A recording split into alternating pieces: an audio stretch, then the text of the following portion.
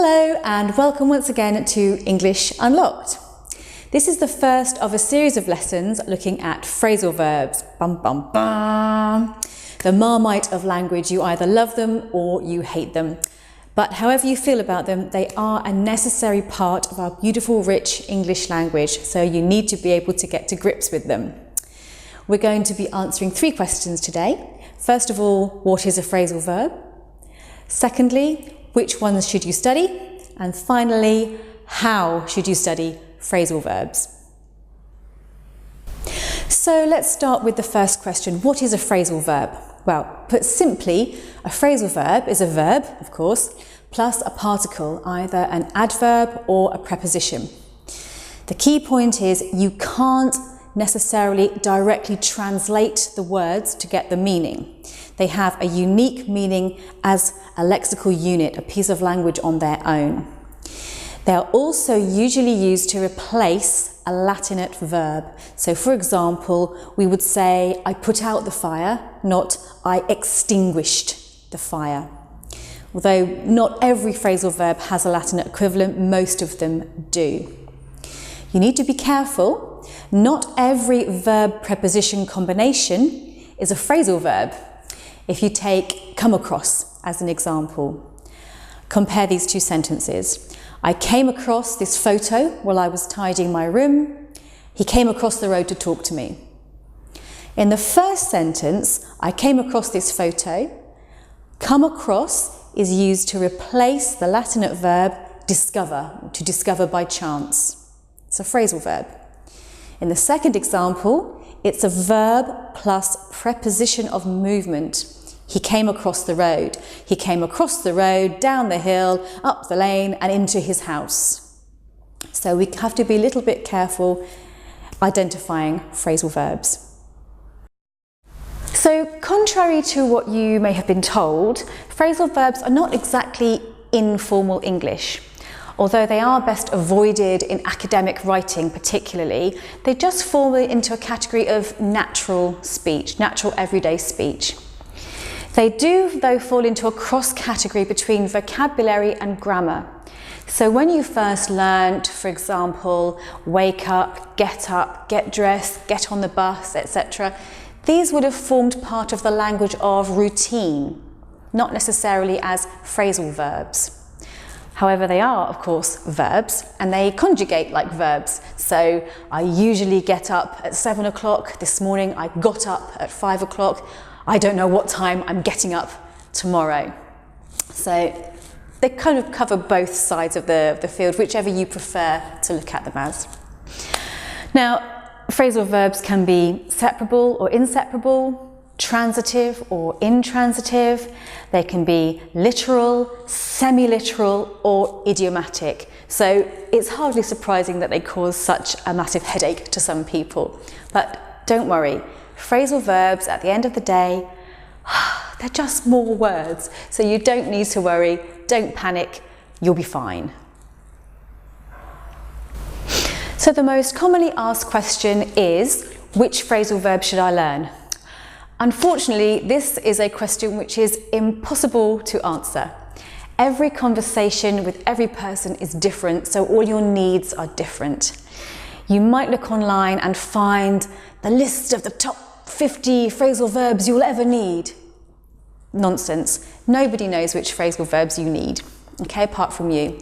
You probably have already picked up lots of phrasal verbs just by listening to conversations, by watching TV, listening to music, and as part of your studies, they all have just come naturally into conversation. One thing I would say don't do is to get your phrasal verb book, start at A, and learn all the phrasal verbs from A. You will never get to B, I promise you that, and it's not very useful to only know phrasal verbs from A to C, for example. Okay, so how should you learn phrasal verbs? There are 3 common methods that most people would use, either by verb, by particle, or as a lexical group. However, always really you should try to learn them within a context. It makes it memorable and gives them some kind of purpose, which is what we're going to move on to doing next. Today we're going to focus on one of these methods, which is learning phrasal verbs by verb.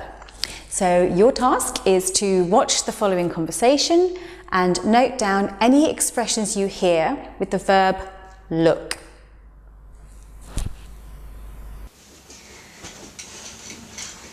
What are you doing? I'm looking for my phone. I can't find anything in this bag. Ah, here it is. Right.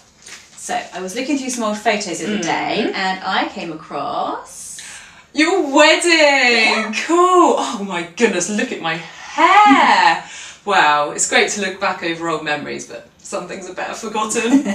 Who's that in the background? That is Becky from work. Ah, yes, I remember Becky. I left her looking after my wine when I went to the bathroom, and when I came back, she drank the whole lot. Unbelievable. Cheeky man. And do you remember my uncle's dancing? It was so embarrassing. Yeah. And I just had to look away and pretend I didn't even know him. Oh, it was awful. Well, that's what weddings are all about, I guess. Oh, I guess. So your DJ was really good. Where did you find him? I just looked him up on the internet. Ah, because I'm looking ahead to my parents' anniversary party. I might book him for that. Oh, great. Well, I bet they're really looking forward to seeing everybody again. Yeah, well, it's a surprise. They don't know yet, but I'm sure they'll love it. Oh, brilliant. So you should have 9 on your list. If you don't, then you need to go back and have another look and try to fill in the gaps. Feel free to pause while you do that. Okay, I'm assuming you've had another look. You should have the following phrasal verbs written down. Looking for, looking through, look at, look back, look after, look away, looked him up, looking ahead, and look forward to. Now have another look at your list. See how many of these phrasal verbs you think you know the meaning for. Try to use the video's context to help you with any that you don't know. Okay, so I imagine that you already knew or could guess quite a few of those, and as I say, hopefully the context helped you. But just in case you're having any problems, here are some definitions to help you. So first of all, to look for something, to search, to try and find something. To look through something, look through a magazine, for example, to find an advert. To look at someone or something, to use your eyes, I'm looking at you, to stare at something, to look at something. To look back is to reminisce, to think about the past. To look after someone or to look after something is to take care of them or take care of it. To look away means to move your eyes in a different direction. So if I look away, I'm looking away, right?